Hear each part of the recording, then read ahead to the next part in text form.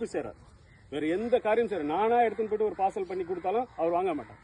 அதனால நீங்க என்ன செய்யுங்கன்னா இண்டிவிஜுவலா நின்று ஒரு 10 நிமிஷம் அவருக்காக பிரார்த்தனை, அந்த பிரார்த்தனையை அவர் செய்யும். அவருடைய மறுமை வாழ்க்கையாக இது செய்யும். அவருடைய கபருடைய வேதனை காப்பாது. உங்களுக்கு ஒரு இடத்து கிடையாது.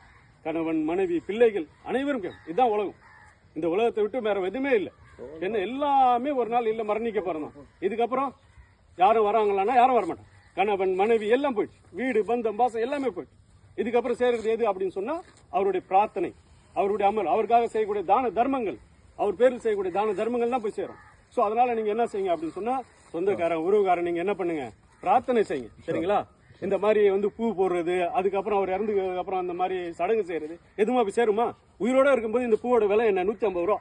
அவருக்காக உதவி யாரும் வருவாங்களா?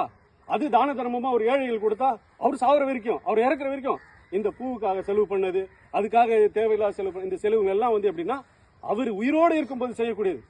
அவர் தான தர்மம் போய் செய்யணும், மற்ற எதுவுமே செய்யறாரு. அதனால அவங்களுக்காக பிரார்த்தனை செய்யுங்க. அதிகமாக பிரார்த்தனை தவிர அடிக்கடி அவர் பேரில் என்ன பண்ணுங்க, தான தர்மங்கள் செய்யுங்க. நிரந்தர தர்மம், பள்ளிவாசல் கட்டுறது, கல்வி கொடுக்கறது, தண்ணி விநியோகம் பண்றது, இது போன்ற விஷயங்களை நிரந்தரமான தர்மத்தை அவர் பேரில் செய்யுங்க. அவர் கணவன், மனைவி, அவங்க பிள்ளைங்களோட குடும்பம் இருக்க, அவங்க குடும்பத்துக்கு என்ன செய்யுங்க, ஏதாவது ஹெல்ப் பண்ணுங்க.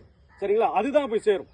அவங்க நல்லா இருந்தாதான் நம்ம நல்லா இருக்கும். அப்ப இவர் நல்லா எப்படி இருக்கணும் அப்படின்னு சொன்னா இவருடைய கபருடைய வாழ்க்கையை கேள்வி கணக்கு ஸ்டார்ட் ஆயிரும். இப்ப நம்ம போன உடனே இவங்களுடைய கேள்வி கணக்கு ஸ்டார்ட் ஆயிரும். என்ன செஞ்ச, உன் ரப்பு யாரு, உன் நபி யாரு, இந்த கேள்விகள் இதுக்கெல்லாம் நாம உயிரோடு இருக்கும்போது தயார் பண்ணிக்கணும்.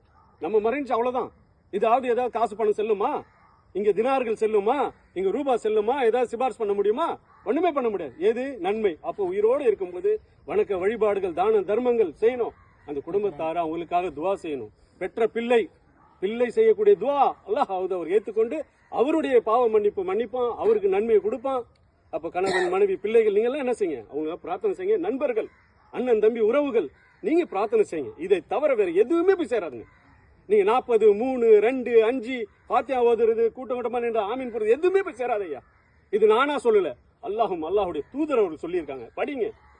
கல்வி நம்ம தேடி வருது. இப்ப நம்ம கல்வி தேடின்னு போயிருந்த ஒரு காலம், இனி கல்வி நம்ம தேடின்னு வந்து, அதனால அந்த கல்வி ஞானத்தை நீங்களும் பெற்று அவருக்கு ஏதாவது நன்மை செய்யுங்கன்னு சொன்னா அவர் பேரில் தான தர்மங்கள் செய்யுங்க. இந்த கூட்டுதுவா ஓதுறது, இந்த இது பண்றது, இந்த மாதிரி கூப்பிடுறது எதுவுமே போய் சேராதையா. அவருக்கு ஏதாவது நீங்க நன்மை நாடிய விரும்பினால் அவர் பேரில் தான தர்மங்கள் செய்யுங்க. ஏழைங்களுக்கு உணவு அளிங்க, இல்லாதவருக்கு தான தர்மம் செய்யுங்க, பிரார்த்தனை செய்ய. அதிகமா எல்லாம் தனித்தனி